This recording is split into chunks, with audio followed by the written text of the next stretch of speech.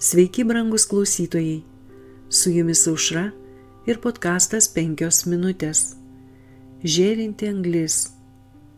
Tuo metu vienas iš serafų priskrido prie manęs, laikydamas rankoje žėruojančią žaryją, kurią buvo paėmęs žnyplėmis nuo aukuro. Jis palietė ją mano burną. Žiūrėk, tarė jis, žaryja palietė tavo lūpas, tavo kaltė panaikinta ir tavo nuodėmė nuvalyta. Izaijo 1 skyriaus 6 ir 7 eilutės. Izaijas smerkė kitų nuodėmes, tačiau dabar jis susilaukia to paties prakeikimo, kurį skelbė kitiems.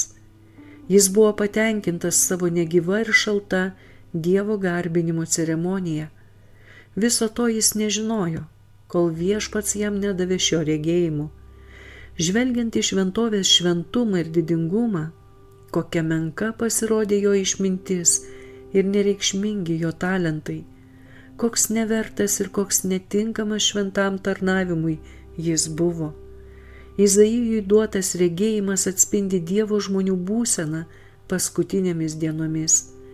Jiems yra suteikta privilegija, tikėjimu matyti darbą vykstantį šventojoje šventykloje. Ir atsidarė danguje Dievo šventykla ir pasirodė šventykloje jo sandoros skrynia ir sušvitravo žaibai. Apreiškimo 11 skyriaus 19 eilutė. Tikėjimu žvelgdami į šventų švenčiausiąją ir regėdami Kristaus darbą dangiškoje šventykloje, jie suvokia, kad yra žmonės su netyromis lūpomis, žmonės, kurių lūpos dažnai kalbėjo niekus ir kurių talentai nebuvo pašventinti ir naudojami Dievo šloviai. Jie gali lengvai nusivilti, lygindami savo silpnumą ir netyrumą su šlovingu Kristaus charakterio tyrumu ir gražumu.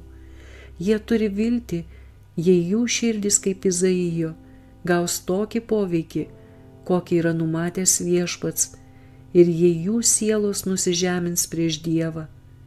Pažado vaivorykštė dengia sostą ir darbas atliktas Izaijui bus atliktas ir juose. Dievas atsakys į prašymus, kylančius iš atgailaujančios širdies. Mes norime, kad žėrinti anglis nuo aukuro būtų pridėta prie mūsų lūpų. Mes norime išgirsti žodžius: tavo kaltė panaikinta ir tavo nuodėmė nuvalyta. Žėrinti anglis simbolizuoja apvalymą. Jei ji paliečia lūpas, iš jų neišsprūs joks netyras žodis. Su jumis buvo podkastas 5 minutės ir Aušra.